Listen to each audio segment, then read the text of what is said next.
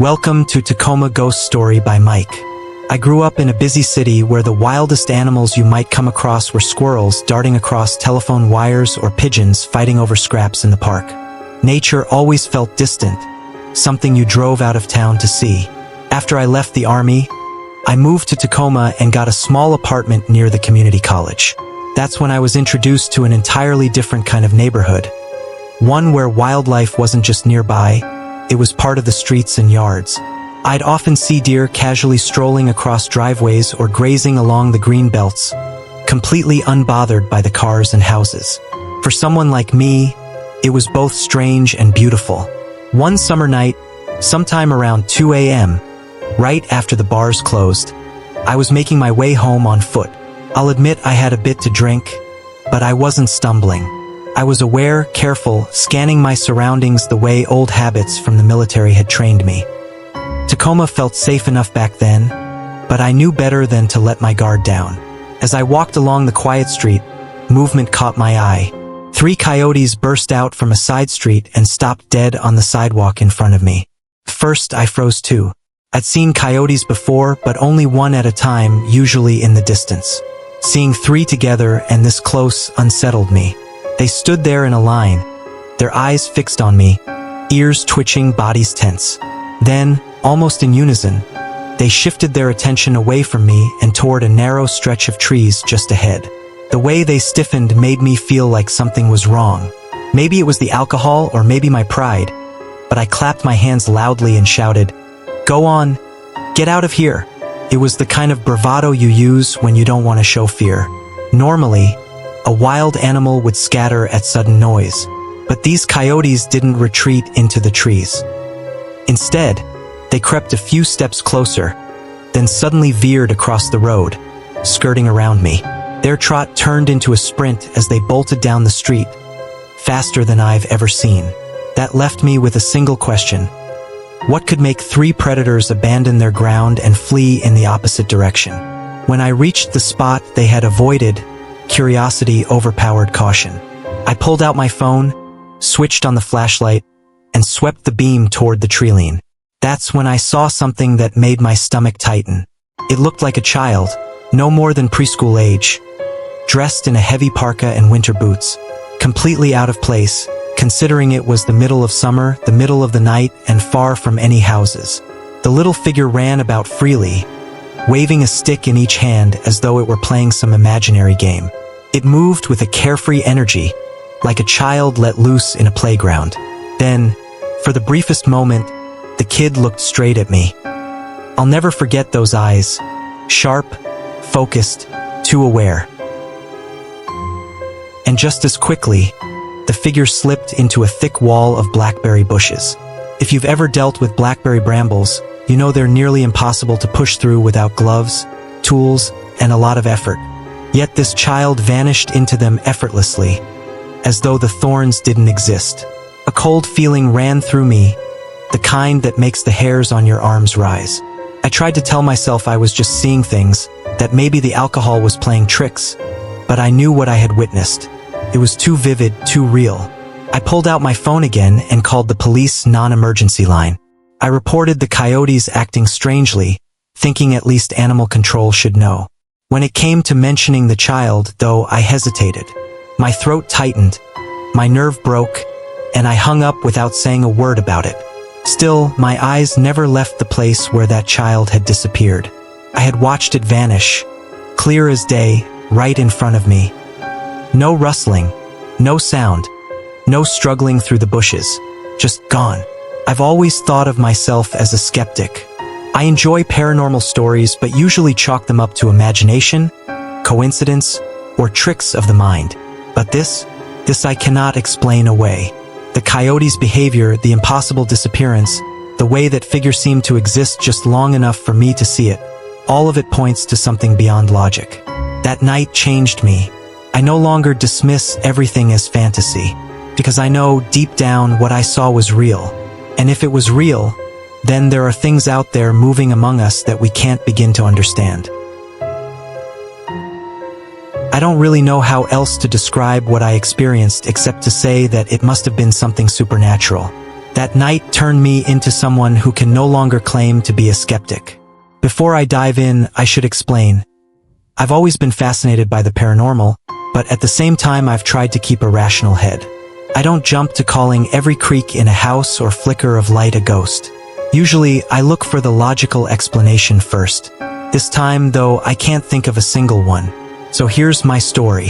I was 17 at the time.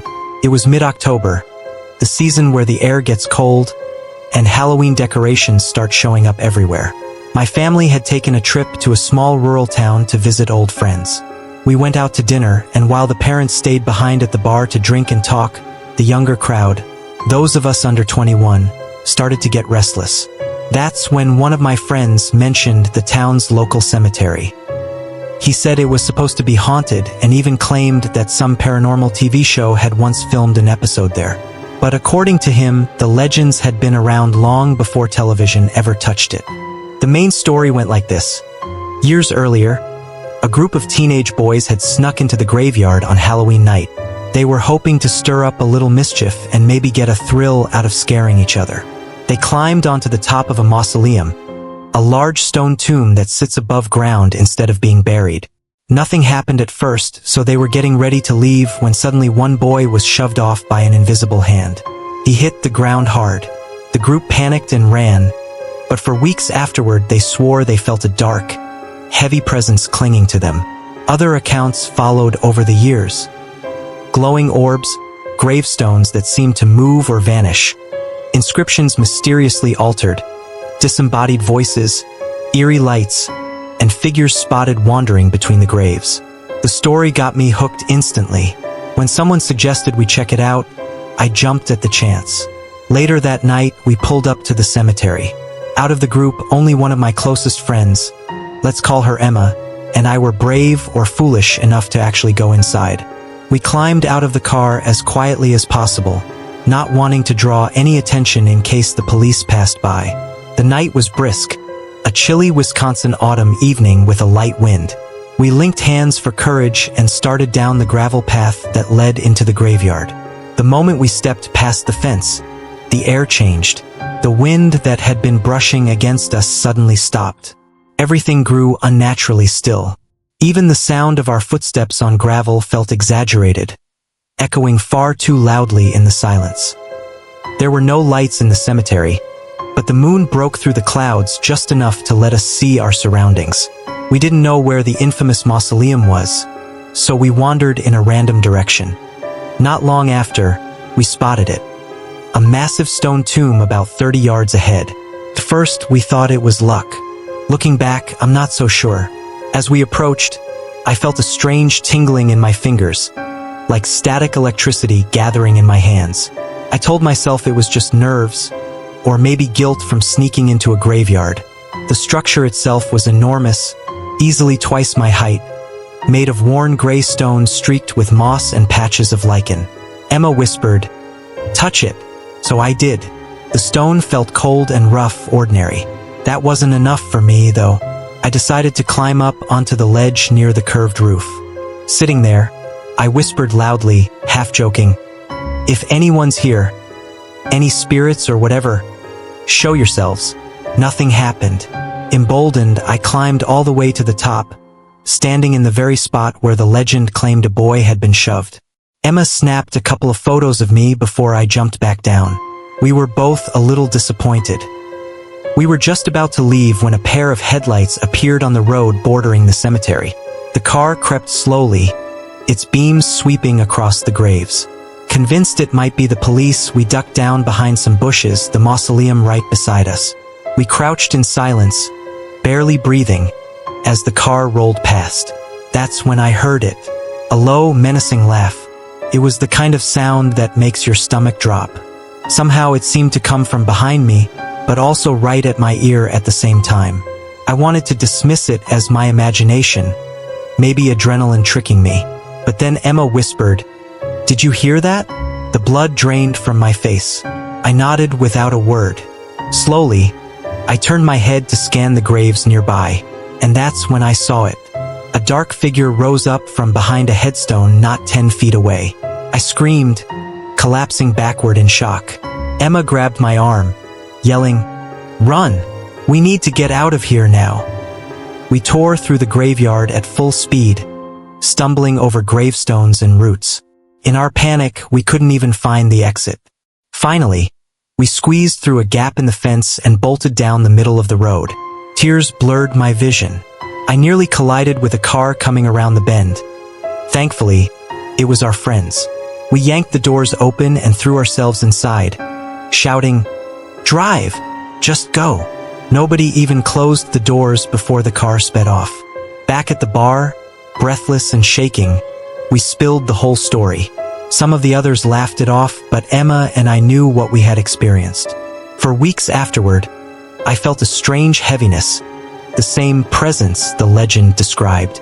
Maybe it was paranoia, maybe not. Even now, years later, I have no logical explanation. I've replayed that laugh over and over in my head, but it never loses its unnatural quality. And I've never been as terrified as I was that night. People say you can't truly believe in the paranormal until you experience it yourself.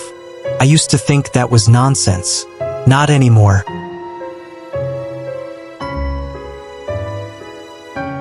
Back in 2009, my fascination with the paranormal was at its peak.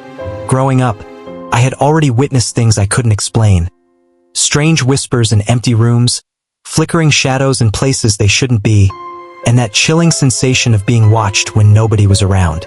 So, when I stumbled across a website promoting ghost tours at the old Southwestern General Hospital, I felt like fate had opened a door for me. The building itself carried a reputation. Locals often spoke about the strange noises, ghostly apparitions, and unexplainable events tied to its past. The tour was hosted by a group called Ghost Hunters of South Texas, a team known for their professionalism and dedication. They weren't just thrill seekers with flashlights. They carried genuine paranormal equipment, voice recorders, EMF detectors, cameras, tools I had only read about until then. Before the tour began, the group played us chilling evidence from past investigations. I'll never forget one recording of a young boy's voice pleading, "Play with me, please." Another EVP captured a woman's voice, distinct and laced with a southern drawl, calmly answering investigators' questions. They explained that witnesses often saw her dressed in an old-fashioned gown, and sometimes in a nurse's uniform from decades past. It was eerie, but it only fueled my excitement. After the guided tour ended, the group made an announcement that instantly caught my attention. They were looking for new members to join their team. Anyone interested would need to undergo a trial period to prove themselves. Without hesitation, I signed up. Paranormal research wasn't just an interest for me anymore. It felt like a calling.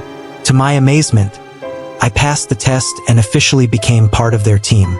As members, we were given access to private ghost hunts inside the hospital, with the entire building to ourselves. That was when things became truly unforgettable. The hospital was 4 stories tall, though not all floors were the same. The 3rd floor had been converted into a hospice area years ago, a place where many patients spent their final moments. The 1st, 2nd, and 4th floors, however, were completely abandoned. Walking through them felt like stepping into a scene from a horror film. Dusty hospital beds still lined the rooms, frozen in time. Some still bore tags from 1995 and earlier. I even stumbled across a logbook containing the names and dates of patients who had passed away there. Just holding it in my hands sent a shiver through me. Of all the levels, the 2nd and 4th floors were the most active. The 4th floor was once home to the nursery and family rooms where new life was welcomed. Now it was eerily silent, too silent. The group had captured EVPs here of crying infants in the dead of night, long after the hospital had been abandoned. Hearing those recordings made my skin crawl, because everyone knew there hadn't been a single baby in that building for years. The floor also had a notoriously long hallway lined with vacant patient rooms. Time and time again, we would see darting shadows move across that corridor, as though something or someone was still pacing there restlessly. The 2nd floor, on the other hand, was dominated by darker energy. Countless shadow figures were reported there, some fleeting, others lingering long enough to make you doubt your own eyes. My research into the hospital's past revealed a particularly grim incident. a nurse who had been crushed to death decades earlier during an elevator malfunction. Many investigators, myself included, believed her spirit still roamed the area, trapped in the place where her life was cut short. Over the months, we returned to this hospital dozens of times. I lost count of how many nights I spent roaming its haunted halls, but I'd confidently say it was more than 100 investigations. Eventually, I even started leading ghost tours myself, showing newcomers the same chilling sights that had once left me speechless. During those countless nights, I experienced things I will never forget. Shadows shifting just out of reach, unexplained voices calling from nowhere, screams echoing through hallways that should have been silent, and once, a woman's gentle humming drifting through a darkened room. When we rushed inside, the room was empty, still, and cold. The hair on the back of my neck stood up like needles. The deeper I became involved with the team, the more personal my experiences grew. At first, I thought I was just another member collecting evidence, reviewing recordings, and documenting what we saw.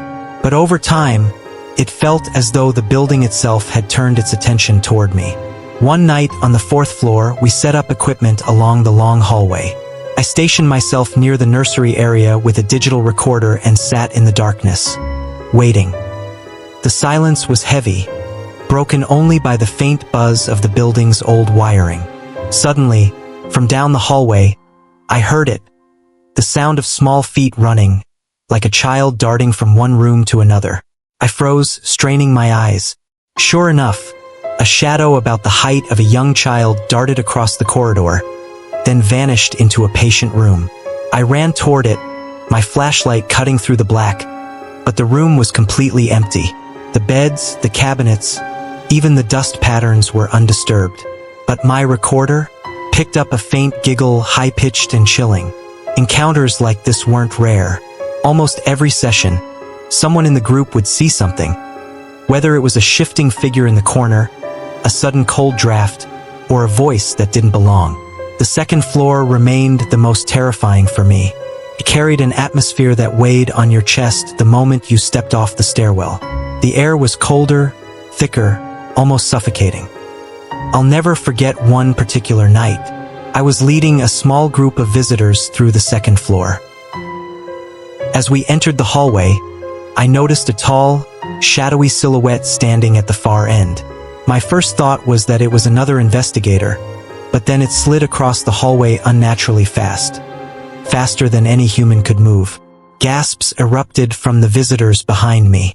One woman clutched her chest, swearing she felt something brush past her arm at that exact moment. Another chilling detail. That same night, our recorders captured a woman's voice whispering, "Don't go," clear as day. No one in the group had spoken those words. We replayed it over and over, each time sending shivers through us. The more we investigated, the more I felt the hospital's history pressing in. One veteran investigator shared with me the story of the nurse crushed by the elevator. According to legend, her spirit still haunted the 2nd floor, searching for closure. Many of us believed she was the one we heard sometimes. A woman's sobs echoing faintly, or the distinct clicking of high-heeled shoes on the tile floor when no one was walking. It wasn't long before the paranormal began to follow me outside the hospital. First, I brushed it off. Strange things would happen in my apartment. Doors creaking open when I was alone, sudden drops in temperature, the faint sound of footsteps at night. I told myself it was my imagination, the aftermath of spending too much time in that building. But denial didn't last long. One night, after returning from an investigation, I collapsed into bed exhausted. Sometime in the middle of the night, I woke up to the sound of scratching at my bedroom wall. At first, I thought it was an animal outside, but the sound grew louder and closer, moving across the room. Then, out of nowhere, my bed began to shake violently, as though something invisible had gripped the frame and was rattling it with inhuman strength. I sat up, heart pounding, and that's when I saw it. A dark, hairy shape crouched in the corner of my room. It was massive, its body hunched like a beast, eyes glinting faintly in the darkness. A low growl rumbled from it, so deep I felt it vibrate in my chest. My entire body froze in terror. Then, just as suddenly, the figure dissolved into the shadows, leaving me gasping for breath in the silence. The next morning, I tried convincing myself it was a dream, but I knew better. That night was the first time I realized the danger of diving too deep into haunted places. You risk bringing something back with you. It didn't end there. The days that followed were uneasy. I'd come home from work, unlock my apartment, and immediately sense something was wrong. The air inside felt heavy, almost charged with electricity, as if the walls themselves were aware of me. One night, while sitting on the couch reviewing audio from our last hospital investigation, I heard the faintest whisper behind me. At first, I thought it was just my mind replaying the EV piece, but when I paused the recording, the whisper continued, low, urgent, right over my shoulder. I spun around, but the room was empty. Not long after, the activity grew bolder. Doors would slam shut without warning. The lights would flicker violently, not the way they do from a faulty bulb, but like something was deliberately toying with me. There were times when I'd catch movement in my peripheral vision. A shadow darting across the hall or crouching in the corner of the ceiling. And at night, that same low growl I'd heard before returned, vibrating through the apartment like a warning. The scariest part was when the haunting began to involve other people. One weekend, my girlfriend stayed over. I hadn't told her about what I was experiencing because I didn't want to scare her away, or worse, make her think I was losing my mind. That night, around 3 a.m., she shook me awake, panic all over her face. "There's someone in the room," she whispered. I sat up immediately. The apartment was pitch black, but as my eyes adjusted, I saw what she meant. In the corner near the dresser, a tall, thin shadow figure loomed. It wasn't just the darkness. It had form, mass, felt like it was staring straight at us. My girlfriend clutched my arm, trembling. "It was standing right over me," she said, breathing. I wanted to be the brave one, the calm protector, but inside, fear clawed at me. Slowly, I reached for the lamp and flicked it on. The light filled the room, and just like that, the figure was gone. She refused to sleep for the rest of the night, sitting up with her back against the wall. I didn't blame her. That was the moment I realized whatever had attached itself to me wasn't just targeting me anymore. It was starting to affect those close to me. From then on, I noticed patterns. The more time I spent in the hospital, the worse the activity at home became. It was almost as if each investigation opened a door a little wider, and something from the other side was eager to follow me through. Another night cemented this belief. I woke to the sound of rasping breaths right by my ear. Not my girlfriend's, not mine. These were guttural, strained, as though someone was suffocating beside the bed. My body went rigid with fear, and then the mattress dipped, as though someone unseen had sat down next to me. I could feel the pressure of weight beside my legs. I gathered the courage to turn on the light, and nothing was there. Just the impression of a handprint pressed into the sheets, slowly fading as though whoever or whatever it was had just gotten up. After that, my skepticism was gone. Completely. I had entered this field with curiosity, with cautious disbelief, but now there was no denying it. Something real, something dangerous, had stepped into my life, and it wasn't letting go. The breaking point came a few weeks later. By then, the activity in my apartment had escalated to the point where sleep was almost impossible. Every night brought something new, scratching on the walls, footsteps pacing the hallway, or that suffocating growl that seemed to crawl right into my chest. One night, I woke up violently, as if someone had shaken me awake. The room was ice cold, my breath visible in the air. At the foot of the bed stood a figure, tall, dark, with shoulders hunched unnaturally forward. I couldn't make out any details, but I knew it was staring at me. My body froze, every instinct screaming at me to run, but I was trapped. Then the mattress began to shake. Not just a subtle vibration, but a violent, thrashing movement, as though unseen hands were trying to toss me right out of bed. My girlfriend screamed, clutching onto me as tightly as she could. And then came the sound, low, guttural, and layered with something almost inhuman. a growl that didn't just echo in the room but rattled through my bones. In sheer desperation, I shouted, "Stop! Leave us alone!" Instantly, everything ceased. The room fell silent. The figure at the foot of the bed was gone. The temperature returned to normal. But the terror lingered, heavy and suffocating, long after the silence set in. The next day, I contacted a friend of mine who had far more experience with cleansing and protection rituals. I didn't care if it sounded ridiculous. I needed help. We burned sage, said prayers, and set protective charms throughout the apartment. For a time, it seemed to calm things down. The activity lessened. Nights passed where I could finally sleep without waking in a cold sweat. But I couldn't shake the sense that whatever had attached itself to me was only lying low, waiting for another chance. The most unsettling confirmation came weeks later during another investigation at the hospital. We were deep in the basement, recording in pitch-black silence, when our equipment picked up a voice, faint but undeniable. It whispered my name. I froze. None of the other investigators reacted, meaning they hadn't heard it in the moment. Only the recorder had captured it. Later, when I played it back, the voice was clearer than I wanted it to be. It wasn't just saying my name, it was dragging it out, savoring it, almost as if to remind me, I'm still here. That was the moment I realized this wasn't just about the hospital anymore. The haunting had followed me. It had marked me. And no matter what I did, no matter how much I tried to fight it, some things cling tighter than we can ever understand. I share this story not to convince anyone, but to warn. Paranormal investigation isn't a game. You don't just walk into places of death and suffering without risk. Because sometimes when you open the door to that world, something might decide to walk through. And if it does, it might never leave. Hey, Dark Deck Chronicles. My name is Daniel R., and I live in the oldest village in Saskatchewan, back from before Saskatchewan was even called that, before Canada itself became a country. This place sits on the largest delta in Canada, and the second largest on the planet. With something so ancient, it's no surprise that the land is soaked in legends, whispered tales, and encounters with things that don't quite belong to this world. Here, people tell stories of witches, skinwalkers, and Wendigos, our own versions of Wendigos.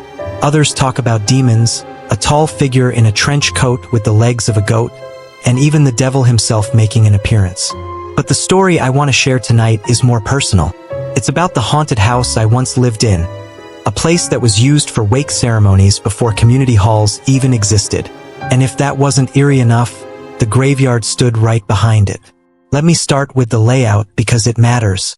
Picture standing out on the street. The front door faced you directly, with stairs leading up and a large bay window sitting right beside it. The back door was oddly placed on the side, also visible from the street, so if you stood outside, you could see both the front and back doors at once. One afternoon, I was home alone doing chores. When it came time for laundry, I had to drag everything down into the basement. That basement alone could chill your blood. It was old, dark, and unsettling, even without any ghost stories attached to it. Every time I climbed those stairs after loading the washer, I'd feel like something was rushing up behind me, almost close enough to touch. The sensation was so strong it felt like someone's face was right at the back of my neck. Breathing, screaming silently, pressing in. That day, as I was hurrying back upstairs, my brother Alex arrived. The basement stairs led up right beside the back door, and as he came up the walk, he saw me through the storm door, passing into the living room. He swore someone was walking just behind me. When Alex came inside, the first thing he asked was, "Who else is here?" I told him no one. I'd been alone since morning, but he shook his head, pale, and said he clearly saw a shadowy figure trailing me from the basement. I tried to brush it off. At that point in my life, I didn't really believe in the paranormal, so I convinced myself it was nothing. But over the months, things got worse. One night, I stumbled home after drinking, sometime around 4 a.m. I went straight to my room and dropped onto my bed, ready to pass out. Just as I was drifting into sleep, I heard it. Heavy, deliberate footsteps above me. Not normal footsteps either. They sounded like hooves, echoing across the ceiling, but not like an animal's. They were too slow, too heavy, and they carried the rhythm of something walking upright. It stopped directly above my bed, and I lay there frozen, my skin crawling with dread. Still, I stayed in that house. Until the final encounter. One evening, I came back after spending a few days at my cousin's place. As I walked up, I noticed the house was glowing with light from the inside. Relieved, I figured someone must be home. I jogged toward the stairs, swatting at mosquitoes in the dark. Then I looked through that wide bay window by the front door. There, sitting on my couch, was a black, shapeless figure. It was solid enough to be unmistakable, watching me as I climbed the steps. For a split second, I thought nothing of it, just assumed my mom or someone else had returned. But when I opened the door and walked inside, the living room was empty. I froze. The lights were still on, but no one answered when I called out. I searched the entire house, every room, every corner. Nothing. That's when it hit me. Who, or what, had been sitting on my couch just seconds before I came in? The silence grew unbearable. And then I heard it again, the creak of footsteps coming up the stairs. That same sickening dread from the basement washed over me in an instant. I bolted. I left the house right then and there, and within a month, I had moved out for good. Not because of the footsteps, not because of the shadow figure on the couch, but because I finally realized whatever haunted that house wasn't going to stop. These events happened during my second year at university. It was September. The school year was about to start, and I had moved into a high-rise apartment with 3 other girls, Lena, Harper, and Camille. It didn't take long for some sketchy things to start happening. After 2 weeks of living in the apartment, Harper asked me if I was rolling a ball around at night. I told her it wasn't me and that she must have been hearing things. We dropped the subject, but that night, I started hearing knocking in the vent above my bed. The vent hung below the ceiling, and the opening was perfectly in line where my head would be when I was sleeping. The knocking sound was annoying, and it would only happen at odd hours of the night. I always thought it was probably the sound from the air conditioning turning on, but the knocking sounded strange, almost human and rhythmic, like someone trying to get my attention. Still, I didn't think too much of it and didn't think anything was going on.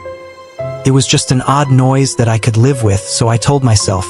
About a week later, I woke up to hear what sounded like a marble rolling on the tile floor above me. It was a distinct sound, and I finally believed Harper, but I knew there had to be a logical explanation. There were college boys living in the apartment above us, and I figured they were probably messing around. By November, Camille, Harper, and I had been hearing the noises every night, but Lena claimed she had never heard them. One day, we were making small talk with the building manager, and I mentioned the noises. She said the people who lived in our apartment before heard rolling and knocking sounds as well. She claimed she had electricians come in to fix noises, but I guess it never worked. At this point, we all thought it was funny. We didn't believe in ghosts. Well, I didn't until that night. As we were walking into our apartment, my back was to the living room, and Harper and Camille were facing me, so they had a full view of the living room. I jokingly said to them, "Well, it looks like the apartment is haunted." Camille looked at me, laughed, and said, "Ghosts aren't real." As soon as the last word came out of her mouth, I heard the most gut-wrenching, deafening noise I had ever heard up until that point. Crashing, shattering, and scratching noises erupted from behind me. My heart raced, and I saw true terror on Camille and Harper's face. Their high-pitched screams pierced my ears, and on instinct, I ran. I didn't even look back one time. I just screamed and ran straight out of the apartment with Camille and Harper close behind. We didn't stop until we were 1 floor away from the lobby, and at that point, we were in tears. It may have been an overreaction, but I thought a maniac had broken into our apartment. Camille explained that after she had spoken, everything in our apartment crashed onto the floor. She didn't see anyone. All she saw was all of our stuff just flying off. The shelves, the counters. After a while, we calmed down and went back upstairs. Inside of our apartment, all of our pictures, appliances, lights, and decorations were on the ground. Our light fixtures were unscrewed and were hanging by the wires. Some of the cabinet drawers had been left open and our Christmas lights were twisted around the sofa. We really did try to rationalize what had happened, but we just could not figure it out. We lived in Canada, so there was no earthquake, tremor, or tornado.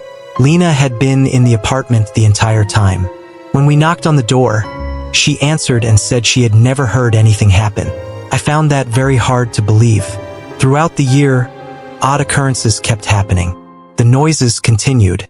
Our lights would turn on and off. Doors would open and close. And sometimes at night, we would hear someone mumbling in the hallway. My tolerance level for annoying things got low as exam season approached. So, I stopped caring about what was happening. The next year, Camille, Harper, and I moved into a different apartment within the same building. We didn't experience anything weird after moving out. I can't help but think that Lena was to blame for some of this. It's hard to explain, but she was a dark person. I wouldn't put it past her to have messed with us for fun. To this day, I still can't decide if it was something paranormal, Lena messing with us, or just an odd coincidence. Regardless, it was one of the weirdest and scariest experiences of my life.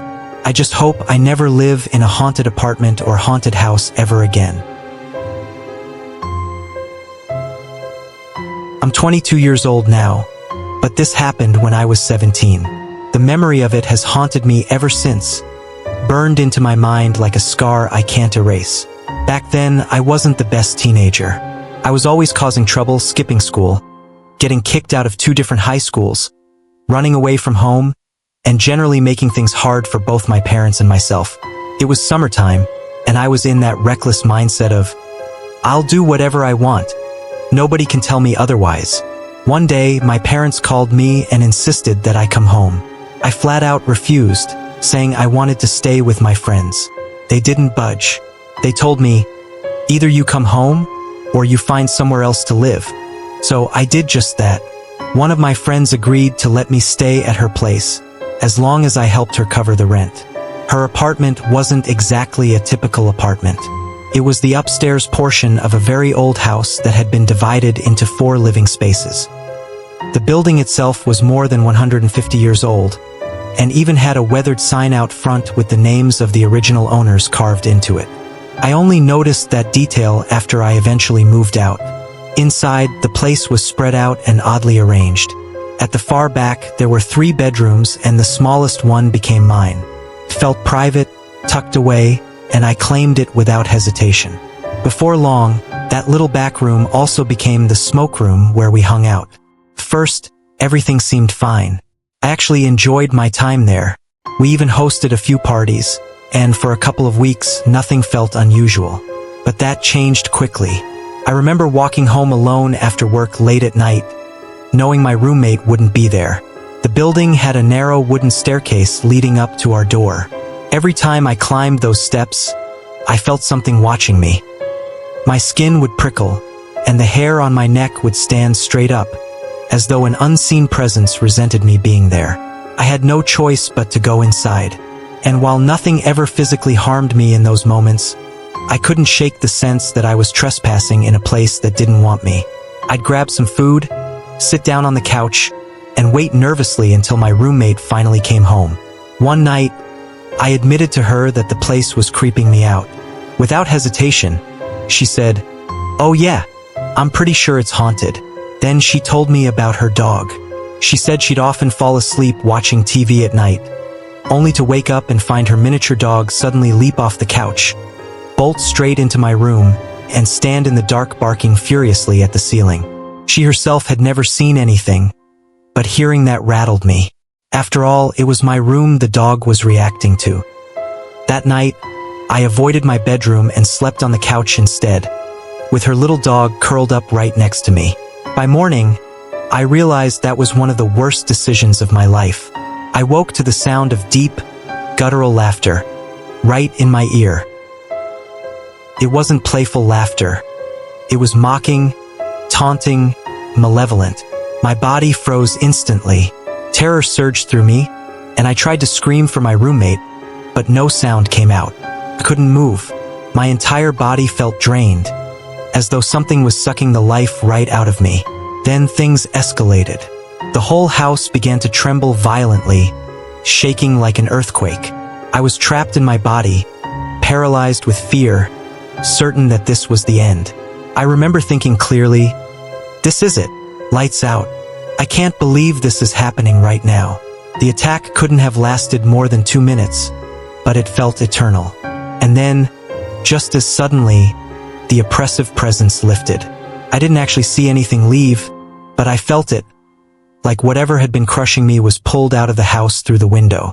Slowly, my voice returned, and I shouted for my roommate. She woke up groggy and confused, claiming she hadn't heard or felt a thing. I was shaken to my core. That was the last night I ever slept comfortably in that place. I couldn't bring myself to stay there much longer. In the days afterward, I told a few people about what happened.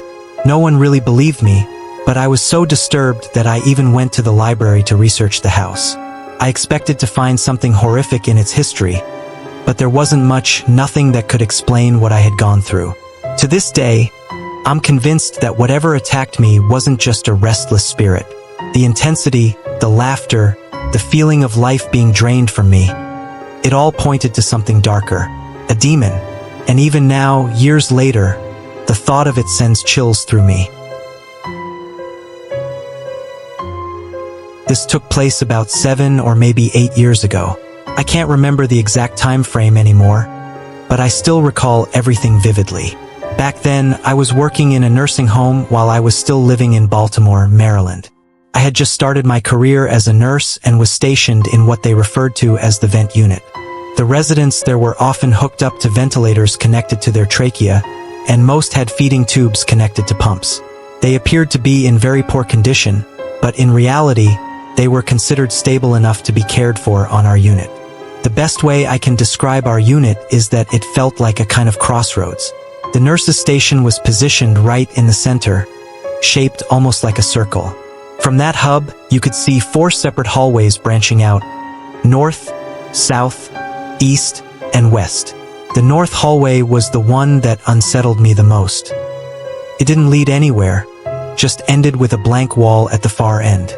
That empty dead end always radiated a strange atmosphere, especially when I worked nights. And unfortunately for me, nights were usually my shift. One particular night, sometime after midnight, the building lights had been dimmed down, leaving the hallways in half-light. But the north corridor looked darker than all the others, probably because of its dead-end emptiness. I was seated at the nurse's station doing chart checks, deliberately facing toward the east hall so I wouldn't have to look into the darker north one. But even turning my back to it didn't spare me from what happened next. Out of the corner of my eye, I noticed a tall, shadowy figure gliding across the floor toward one of the rooms down the north hallway. At first, I dismissed it, telling myself it had to be a trick of my imagination. Still, a deep uneasiness settled over me. When I made my rounds a short while later, as I always did every 15 minutes or so, I walked down the north hallway. The patients seemed fine, nothing out of place. I didn't see any shadows or figures, just the usual beeping machines and dim lights. I told myself I must have been tired, then went back to my duties.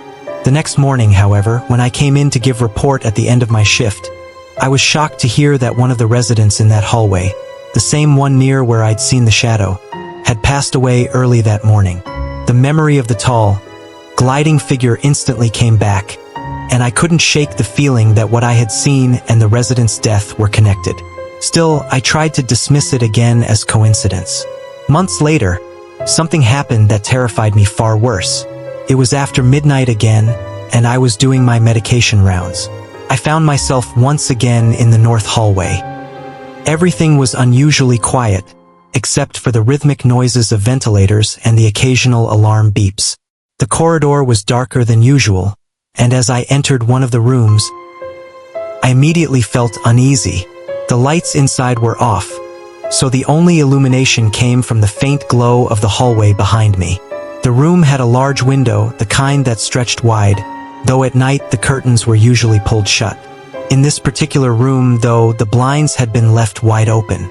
Because it was pitch black outside, the glass acted like a mirror. I could see both my own reflection and the faint reflection of the hallway light behind me. As soon as I stepped in, I got that unmistakable sensation that I wasn't alone. The hairs on my neck rose, my skin prickled, and my heartbeat quickened. It was the same deep instinct we all get when we're sure someone is standing right behind us, watching. Trying to shake the feeling, I reached out along the wall for the light switch, my eyes darting around the dim room. That's when my gaze landed on the window's reflection. In the dark glass, just behind my reflected form, stood a towering shadowy figure. My heart seemed to stop. A wave of panic swept through me. The instant my fingers found the switch, I flipped it on. The lights came alive, and the figure vanished from the reflection as if it had never been there. I was so shaken that I couldn't bring myself to say a word for the rest of the night. I just forced myself to complete my work quietly, my mind spinning with dread. The following morning, I left the building abruptly, without chatting with coworkers as I usually did. Even today, some of them still ask why I seem so cold and hurried that shift. I've never been able to tell them the truth. It's one of those moments burned into my memory, something I'll carry with me for the rest of my life. That night, I truly believe I came face to face with something we're not meant to see. The presence people whisper about but never want to confront. A Dark Veil by Blossoms. I was 17 when it happened, and though I'm 22 now, the memory clings to me like a shadow I can't shake off. Back then, I was nothing but trouble. I'd been kicked out of 2 high schools, ran away from home more than once, and treated my parents with an attitude that left scars on both sides. It was that restless summer when my life veered into something I can never forget. My parents had called me one afternoon, insisting I come home. I brushed them off. I didn't want their rules, their lectures, or their suffocating grip. They gave me an ultimatum. Come home or find another place to live. Stubborn and defiant, I chose the latter. A friend of mine had an upstairs apartment in an old house, over 150 years old. It was divided into 4 units, and she offered me a room if I helped with rent. For a rebellious kid like me, it sounded perfect. The apartment had 3 bedrooms. I picked the smallest one at the far back, tucked away and private. That little room soon turned into my sanctuary, my escape, and eventually, the place where the worst night of my life would unfold. At first, living there was fun. We partied, laughed, and enjoyed the freedom of being on our own. But within weeks, I began to sense something unsettling. Whenever I returned home late from work, walking up the creaking wooden stairs, I felt eyes on me. The hair on my neck bristled as though something lingered in the shadows, angry that I dared to enter. Nothing had happened yet, but that feeling never left. I'd rush inside, grab food, and sit with my back against the wall, waiting for my roommate to come home, too uneasy to relax alone. One evening, I confessed to her that the place creeped me out. She barely blinked. "Yeah, I think it's haunted," she said casually. She told me her little dog would sometimes leap off the couch in the dead of night and run into my room, barking wildly at the ceiling in complete darkness. She laughed it off, but my stomach turned. That was my room. That night, I couldn't bring myself to sleep in there. I curled up on the couch instead. The tiny dog pressed close against me. Morning brought no relief. What I experienced that day haunts me more than any nightmare ever could. I woke to a man's laughter, loud, mocking, right in my ear. Terror surged through me, freezing me in place. I tried to scream for my roommate, but no sound left my throat. It felt like my energy, my very life, was being drained away. Then the entire house began to shake. For a full minute, the walls trembled, and I thought death had come for me. I was certain I wouldn't survive. Suddenly, it stopped. The presence, the laughter, the crushing weight. It all vanished as if ripped out through the window, though I saw nothing leave. Slowly, my voice returned, and I shouted for my roommate. She woke groggy and confused, swearing she hadn't heard or felt a thing. I couldn't believe her. How could she sleep through what had just happened? Shaken to my core, I knew I couldn't stay in that apartment any longer. Later, I searched the library for the house's history, desperate for answers. but I found nothing beyond records of its age and original owners. No tales of tragedy, no murders, nothing to explain what attacked me. To this day, I don't know for sure what it was, but in my heart, I'm convinced it wasn't just a ghost. It felt darker, heavier, like something demonic had found me that morning, and the thought of it still keeps me awake at night. A place we were not supposed to find. It's been years since this happened, but the memory has never faded. A group of us were exploring the dense forests of Washington, a place where the trees tower so high they blot out most of the sky. We weren't following any trail that day, just wandering deeper, curious about what lay ahead. At first, everything was normal. Birds chirped, branches creaked in the wind, and sunlight broke through in scattered beams. But then we came upon something strange, something that made the woods around us fall completely silent. In the middle of that heavy stillness was a clearing filled with a light unlike anything I've ever seen. It wasn't the soft glow of the sun breaking through the trees. It was a golden, pulsing light that seemed to hum in the air, alive and unnatural. We stood there frozen, exchanging looks but not daring to speak. The light seemed to draw us in, tugging at our senses. That's when things got even stranger. Time itself felt distorted. One moment we were staring into the glow, and the next we snapped back, realizing hours had passed though it felt like only minutes. None of us could explain it. Watches and phones didn't match, and the sky told us evening had arrived much sooner than it should have. A deep unease settled over us. Instinct told us we were someplace we weren't meant to be. The forest no longer felt like the same woods we'd walked into earlier. It felt heavier, wrong, like eyes were watching us from the tree-line. Without saying a word, we all agreed to leave. When we finally stumbled back onto familiar ground, the world around us seemed normal again. Yet none of us could shake the feeling that something had changed, that maybe the forest had shown us a place not meant for human eyes. To this day, we still don't talk much about it. But we all remember that light, and we all remember the missing time. Some places are hidden for a reason, and that night we found one of them. Found and lost. It's strange to think back on the day when everything started, because at the time it felt so ordinary.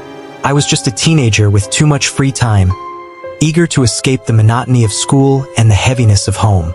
My best friend, Marcus, was the one who suggested we go exploring. He always had this restless energy, like sitting still was a crime against his nature. If there was a path through the woods, he needed to know where it led.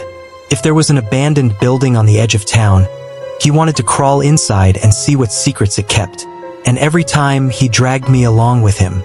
That afternoon was warm, the kind of humid summer day where the air itself feels thick. I remember the way cicadas buzzed like static in the trees, filling the woods with a steady drone. We were about a mile outside of town, cutting through a part of the forest I had never been in before. Marcus swore he had found something weird on his last walk out there, and naturally, he refused to explain more. He just smirked and told me I had to see it for myself. We moved deeper beneath the canopy, the light breaking apart into shifting beams between the leaves. My sneakers scuffed over roots while Marcus walked ahead effortlessly, like he was meant to be there. After about 20 minutes, the forest opened up into a shallow clearing, and that's when I noticed it. At first, I thought it was just the sun catching on something metallic. But as we stepped closer, I realized it wasn't sunlight. It was coming from the ground itself. A faint golden glow shimmered up from a spot at the center of the clearing. It wasn't like fire or a flashlight, but softer, almost like liquid light had pooled beneath the soil. It seemed to pulse, as though it were breathing. "What the hell is that?" I whispered, though my voice cracked a little more than I'd like to admit. Marcus only grinned. "Told you it was worth the walk." We circled the glowing patch, hesitant to step too close. The air felt thicker here, heavier, as if every breath carried an invisible weight. My ears popped slightly, like when you're driving up a mountain. Something about the glow made time feel strange. The cicadas had gone silent. Even the wind seemed to have disappeared. It was as though the clearing existed outside of the normal world. "Let's check it out," Marcus said, already crouching down near the light. Check it out. I snapped. It's glowing. The dirt is literally glowing. Don't you think that's, not normal? Exactly. His eyes gleamed with excitement. That's why we have to. I wanted to argue, but curiosity hooked its claws into me. Against my better judgment, I knelt beside him. The glow wasn't just under the soil. It was threaded through the roots and rocks, like veins of molten gold. I reached out and brushed the surface with my fingertips. It wasn't hot like I expected, but cool and smooth, like polished glass. The moment I touched it, my vision blurred. A wave of dizziness rolled through me, and for a second, I swore I wasn't in the clearing anymore. I was standing in a place of endless white fog, with faint shapes moving in the distance. Tall, thin figures that didn't move like people. My chest tightened, and just as quickly, I was back on the forest floor, gasping like I'd been underwater too long. Marcus stared at me wide-eyed. You saw something too, didn't you? I didn't want to admit it, but the answer was written on my face. My hands shook as I pulled them back. We shouldn't be here. Marcus didn't agree. He wanted to stay, to poke and prod until we unraveled whatever this thing was. But for the first time since we'd entered the woods, I felt a gnawing sense of danger, like the clearing itself didn't want us there. I grabbed his arm and urged him to leave. Reluctantly, he followed. When we finally stumbled back into familiar woods, the world seemed normal again. The cicadas screamed, the sun filtered down, and I could breathe without that invisible weight on my chest. But something had changed between us. Marcus's eyes burned with an obsession I hadn't seen before. I could tell he wasn't going to let this go. And I was right. That clearing, the golden light, became the center of everything that followed. We didn't know it then, but we had stepped into something far bigger than the two of us. Something that didn't belong to our world. The next few days, Marcus couldn't stop talking about the clearing. He cornered me at lunch, called me late at night, even showed up at my house once just to rant about what it could mean. He had theories, of course he did. Ancient burial ground, military experiment, a hidden power source, even aliens. Every time I tried to shut him down, he brushed me off, saying I was just scared. And maybe I was. Every time I closed my eyes, I saw those thin figures moving in the fog. I didn't tell Marcus that part, because I knew it would only make him hungrier to go back. But I carried the image with me like a weight pressing into my chest. By the weekend, he had convinced me, or maybe worn me down enough, that we returned to the clearing. This time, he came prepared. Flashlight, pocket knife, a notebook, and an old camcorder he'd borrowed from his cousin. If something happens, we need proof, he said, grinning like we were about to uncover buried treasure. The forest felt different this time, quieter. Even before we reached the clearing, I noticed how empty it sounded. Birds stayed out of sight, and not a single insect buzzed. By the time we stepped into the open space, I already felt my skin prickle. The glow was still there, faint but steady, like embers that never burned out. Marcus crouched by it immediately, pulling out the camcorder.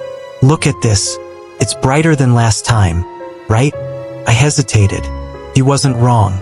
The light seemed sharper now, the edges of the glowing veins spreading wider across the dirt.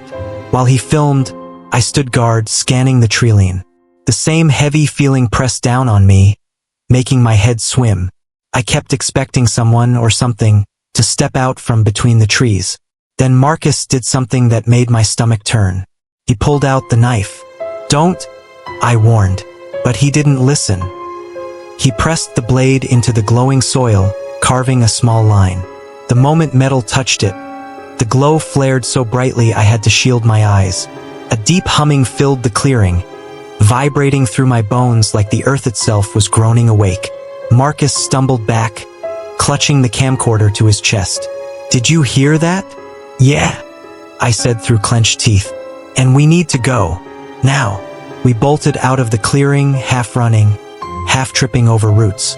That strange pressure lifted the second we crossed into normal woods again, but my body was still shaking. I wanted to yell at Marcus, to tell him how reckless he was, But when I saw the manic grin on his face, I knew it wouldn't matter. That night, he called me again, voice buzzing with excitement. I checked the tape. There's something on it. I didn't want to hear it, but he insisted on showing me. So I biked over to his place. In his cluttered room, we huddled over the tiny screen of the camcorder.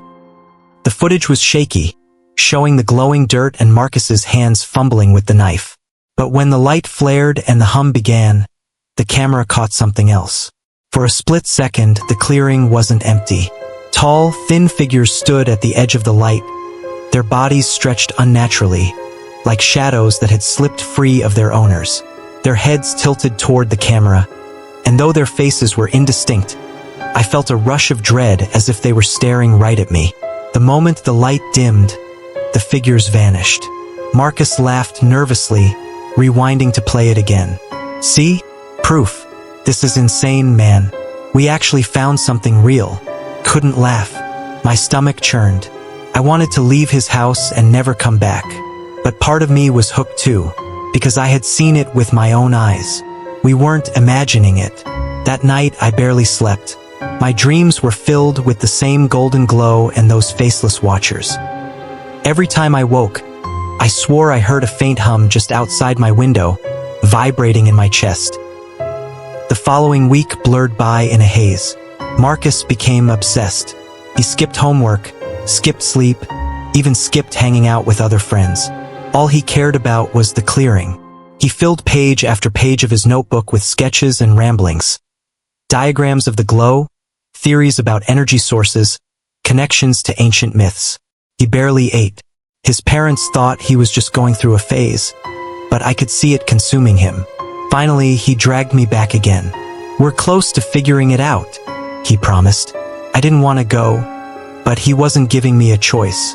The clearing was brighter than ever, the golden veins now spiderwebbing through nearly the entire patch of soil, pulsed rhythmically, like a heartbeat. This time, when we stood near it, the hum began almost immediately. My ears rang, and my vision blurred at the edges. I staggered back, but Marcus didn't move. He stood frozen, staring at the light like he was in a trance. "Marcus!" I shouted, shaking him. He blinked, but his eyes looked glassy, unfocused. And then the impossible happened. The ground beneath the glow cracked open. Not like dirt crumbling, but like glass splintering. A fissure of golden light split wide, and for a moment, I felt like I was staring into another world. A place of endless fog, filled with those tall shapes moving silently. One of them turned. Its head tilted, and though it had no face, I knew it had seen me. The next second, the fissure snapped shut. Marcus collapsed to his knees, gasping like he had run a marathon. I yanked him up, half dragging him away from the clearing.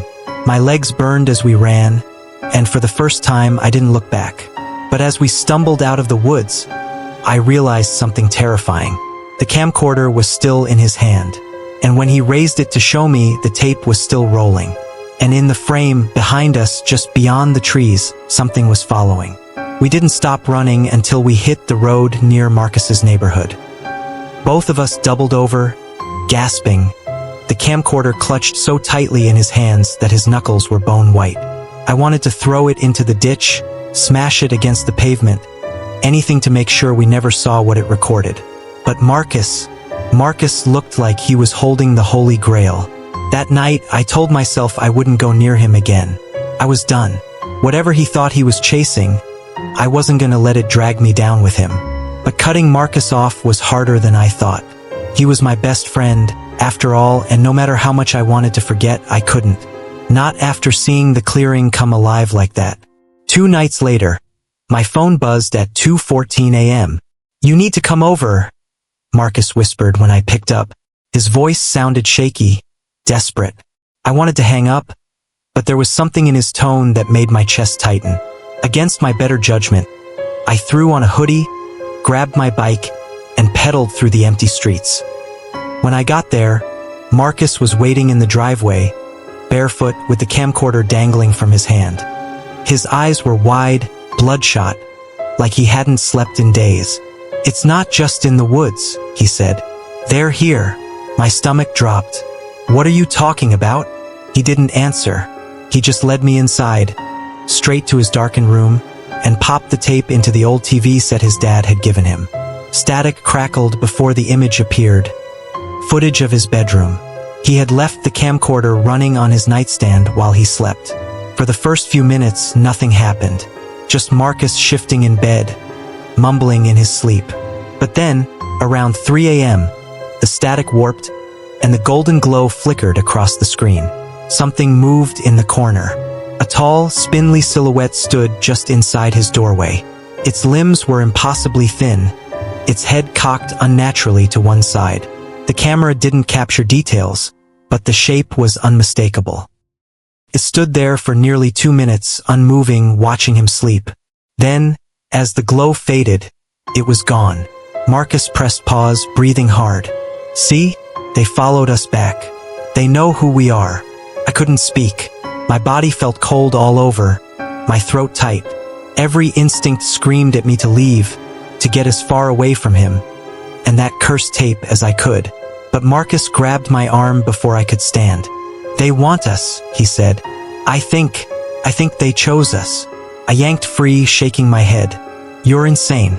You need help. Burn that tape, smash the camera, and never go back to that clearing." But Marcus only smiled. A hollow, distant smile that didn't look like him at all. For the next week, I avoided him. I ignored his calls, his late-night texts, even when he showed up outside my house. I told my parents I wasn't feeling well, hoping to buy time. But Marcus wasn't the kind of person to give up. On Friday, I found a note slipped under my door.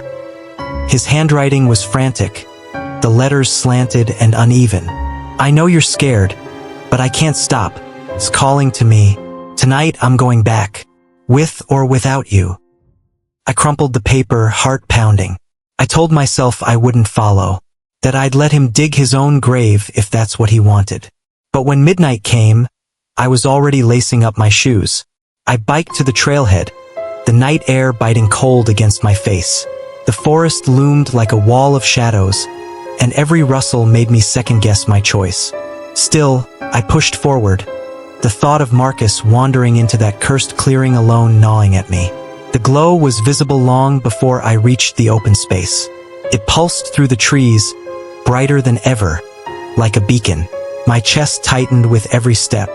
When I finally broke into the clearing, Marcus was already there. He stood at the center, arms outstretched, bathed in golden light. The veins in the ground had spread outward, webbing across nearly every inch of soil. It looked less like dirt now and more like glass with fire trapped underneath. "Marcus!" I shouted. He turned slowly, his face glowing in the strange light. His eyes looked wrong, reflecting the gold like mirrors. He smiled faintly. "They're here," he whispered. "I can feel them." The hum began, deeper and louder than ever. My bones rattled, and the air felt charged, like the moments before a lightning strike. The fissures opened wider, spilling golden radiance across the clearing. Figures emerged, not all at once, but slowly, like shadows peeling away from the fog. Tall, impossibly thin beings stepped through the cracks in reality. They didn't walk so much as glide, their bodies shimmering faintly in the glow. My instincts screamed to run, but my legs wouldn't move. I was frozen, rooted to the spot, while Marcus stood smiling like a prophet receiving a vision. One of the beings stopped in front of him, its faceless head tilted down, studying him. Then, it reached out with a hand like a cluster of twigs and touched his chest. Marcus's body convulsed violently. His back arched, and his mouth opened in a soundless scream. Light poured out of his eyes and mouth, blinding, searing. "Stop!" I cried, finally breaking free of my paralysis. I rushed forward, grabbing Marcus's arm, trying to pull him away. The being tilted its head toward me. For the first time, I felt its attention fall on me like a crushing weight. My vision darkened, and a sharp ringing filled my ears. Then everything went white. When my sight returned, I was lying on the forest floor. The night was eerily still, the glow gone as if it had never existed. My ears still rang, my skin buzzing with static, and the taste of iron clung to my tongue. Marcus was gone. I scrambled to my feet, calling his name again and again, my voice breaking. The clearing looked ordinary now, just dirt, weeds, and fallen branches. No golden light, no shimmering beings, no cracks in reality. The camcorder lay shattered near where he'd stood, its tape unraveling like entrails. I searched for hours, tearing through the undergrowth, screaming his name until my throat was raw, but there was nothing. No footprints, no trail, no trace that Marcus had ever been there at all. By sunrise, I staggered home, filthy and hollow-eyed. My parents demanded answers, but I couldn't speak. How could I explain? How could I tell them that my best friend had been swallowed by something that shouldn't exist? They called the police, of course. A missing persons report was filed. Officers combed the woods, dogs sniffed through the trails, helicopters circled overhead, but they found nothing. Not a shoe, not a scrap of clothing, not even a broken branch. Everyone asked me what happened that night. I lied. I said Marcus and I got separated on the trails, that I'd gone home thinking he'd made it back safely. My story was thin, but what else could I say? That glowing fissures opened in the ground and faceless beings dragged him into the light? People assumed he'd run away, or that he'd gotten lost and succumbed to the elements. His parents clung to hope, but as the weeks turned into months, hope rotted into grief. The neighborhood whispered. Some blamed me for not stopping him. Others pitied me, the last one to see him alive. But none of them knew the truth. The months that followed were a blur. I went through the motions: school, dinner, sleep, while Marcus's absence hollowed everything out. His seat in class stayed empty. His bike rusted in his driveway. His house grew quieter. His parents gaunt and tired from endless searching. But at night I heard them. It started with faint humming, almost imperceptible. Then golden flickers would seep through the corners of my room. My mirror would warp, just slightly, and I'd see long, spindly shapes moving where nothing should be. They were watching me. The first time I bolted upright in bed to find one standing at the foot, I nearly lost my mind. The same thin silhouette from Marcus's tape. Didn't move, didn't breathe. Just stood there, head tilted, as though studying me. I screamed. My parents rushed in, flicking on the light. Of course, the figure was gone. They told me it was a nightmare, a side effect of trauma. But I knew better. Marcus was gone, and now they had me in their sights. One night, months later, I woke to the sound of static. My old TV, long unplugged, was on, glowing faintly with rolling white noise. My body locked up, every hair on my arms standing straight. Slowly, shapes emerged in the static. Long, faceless figures pressed against the screen as though trying to crawl through. The hum began, low at first, then rattling the glass until the screen cracked. That's when I heard Marcus's voice. "Come back." I froze, heart hammering, as the distorted sound of his voice leaked through the TV. Warped, broken, but undeniably his. "Come back. It's beautiful here." Tears stung my eyes. I stepped closer, trembling. "Marcus!" The static surged, the golden glow pulsing within it. For a split second, his face appeared, eyes gleaming with that same mirrored gold, lips curved into a strange, unnatural smile. "They want you too," he whispered. The screen went black. After that, I stopped sleeping. Every shadow looked wrong. Every reflective surface flickered with glimpses of something waiting on the other side. I kept my blinds shut, covered my mirrors, unplugged every device I owned. None of it helped. The police eventually closed Marcus's case. Officially, he was missing, presumed dead. His parents held a memorial service, placing flowers by an empty coffin. I stood in the back, silent, unable to look them in the eyes. But deep down, I knew Marcus wasn't dead. Not in the way people thought. He was still out there, somewhere beyond that golden fissure, his voice calling me, begging me to follow. And sometimes, when the world is quiet, I almost want to. Months became years. I graduated, left home, tried to build a life that felt normal. But Marcus never left me. His smile, his laughter, the glow in his eyes that last night, they haunted every corner of my memory. Even now, the hum follows me. At work, on the bus, in my apartment late at night. Sometimes faint, sometimes so loud I feel like my skull will crack. I know they're waiting. I know one night soon, the glow will return for me. And when it does, I don't think I'll resist. The night terrors never really ended. Even after years passed, I carried the weight of Marcus's disappearance like a curse stitched to my skin. People eventually stopped asking about him, stopped whispering when I walked by, but that silence was worse than their stares. It felt like the world had forgotten him, buried his name with the seasons. I couldn't forget, not with the dreams. They always started the same way. I was back in the Washington woods, the night air sharp and damp. The ground trembled underfoot, and a pale golden light seeped through cracks in the earth. Marcus would be there, standing just beyond the glow, his body half shadow, half radiance. He'd call my name, his voice distorted, and then the fissure would widen, and I'd wake drenched in sweat, my sheets twisted around me. It wasn't just dreams. Objects in my apartment shifted when I wasn't looking. The faint hum of static bled from unplugged electronics. Sometimes the walls themselves seemed to ripple, as though thin hands pressed against them from the other side. I tried to tell myself it was stress, trauma, the mind playing tricks to cope with grief.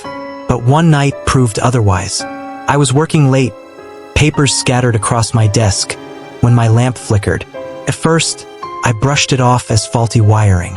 Then the air thickened, my ears popping as though pressure had dropped in the room. The lamp went out.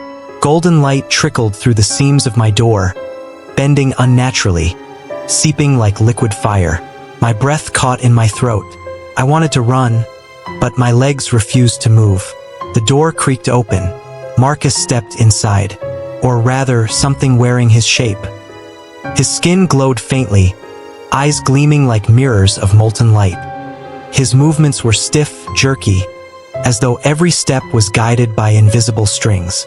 "Come with me," he whispered. His voice was Marcus's, but layered, fractured, like a chorus speaking in unison. Tears blurred my vision. "Marcus, what happened to you?" He tilted his head, smiling, though it didn't reach his eyes. "I'm not lost. I'm found. They showed me everything. And they want you too." The light pulsed, crawling across my walls, my floor, my skin. I staggered back, clutching the edge of my desk. "You're not him," I choked out. For a moment, the smile faltered. His head twitched violently, his body flickering between solid and translucent. Then he lunged. The room exploded in golden brilliance. I woke hours later, sprawled on the floor, my papers scattered, my lamp shattered. The glow was gone, but my skin burned as though I'd stood too close to fire. In the mirror, faint golden veins pulsed beneath the surface of my arms, fading only after minutes of frantic scrubbing. I couldn't ignore it anymore. Marcus wasn't gone. He was changed, and whatever had taken him wanted me next. Desperation led me back to the woods. I told myself I wouldn't go near the clearing, that I just needed proof, some kind of closure. But deep down, I knew what I was really searching for. The forest hadn't changed, yet it felt wrong. Too quiet, too heavy. The air tasted metallic, and every branch seemed to reach for me. My flashlight sputtered as I pushed deeper in, the familiar trails twisting like they didn't want to be remembered. Hours passed. Just when I thought I'd lost my way, I found it. The clearing. The ground looked ordinary. Just dirt, grass, and scattered stones. But my chest tightened the moment I stepped inside. My flashlight dimmed, the beam swallowed by an invisible haze. Then, faintly, the humming began. Low, rhythmic, like the sound of the earth breathing. I stood frozen, waiting. The cracks appeared. Thin lines of gold snaking through the soil, glowing brighter with every heartbeat. My breath came in sharp, panicked gasps as the ground trembled beneath me. The fissure widened, and there he was, Marcus, glowing, waiting.